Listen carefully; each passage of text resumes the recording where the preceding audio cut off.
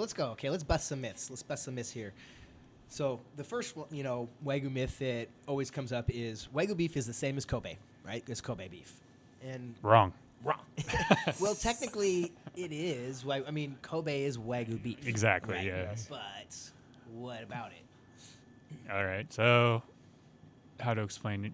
If you think of sparkling wine can come from California, sparkling wine can come from Australia. In the style of champagne. Right. Champagne comes from Champagne, France. Yes, right. Yeah. So Kobe has to come from the Hyogo prefecture. Yeah, I know. I wrote it down phonetically, bro. I probably still said it wrong. But it's where Kobe is the capital. And so it has to come from that region. One specific region, yeah. Yeah. And the feed there, they claim the feed there is higher quality, better. The rice there is like superior. We don't know though. I mean, it's documented. It's stamped. The carcasses are stamped. It's kind of like Parmesan cheese, right? Yeah. Like you can get Parmesan cheese from Wisconsin, but it's not Parmesan cheese from Parma. It's not the Parma Rush. Yeah, that's right. Definitely not. Exactly. And Dr. Jerry Reeves was telling us, he's like, when we came back from Japan, we were calling it Kobe because that's what, the American consumer kind of knew, So it's been intermingled the in there. catchphrase. Yeah, people kind of understood what that was. It's probably way more marketable. It's like way that. more marketable, For right? sure. And that's why it pisses me off now when you see, a place going, oh, we got Kobe beef burgers. Like, do you?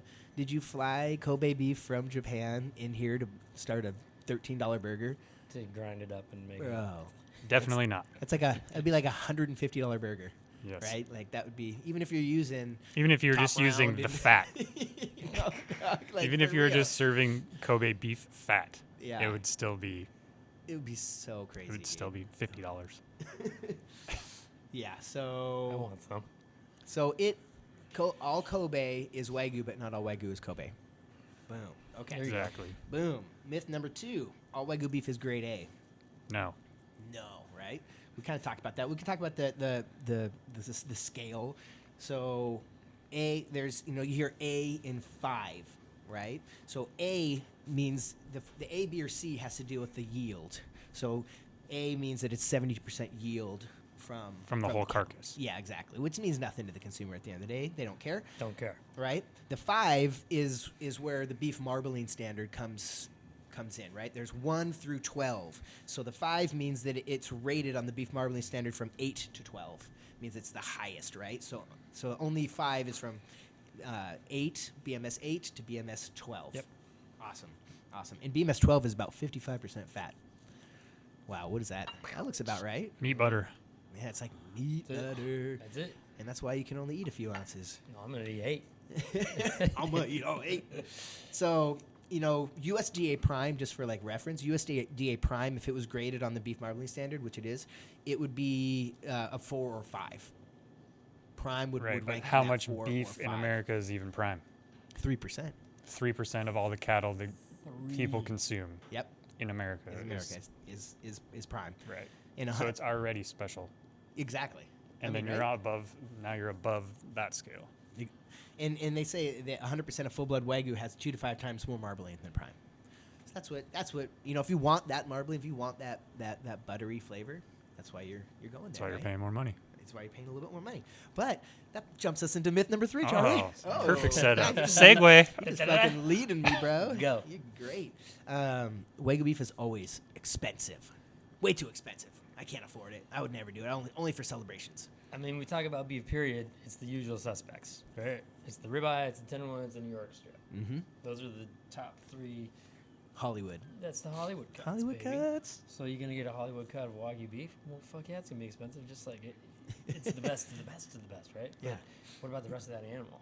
Mm-hmm. What about the zabs? What about Terrace Major? But What about... yeah, so $19 Wagyu zabs in the case right now so that just blow your If we mind. buy a half a carcass, of course we're going to have to charge X amount for those Hollywood cuts, but then that gives us the luxury of being able to give our customers something they've never had before Mm-hmm.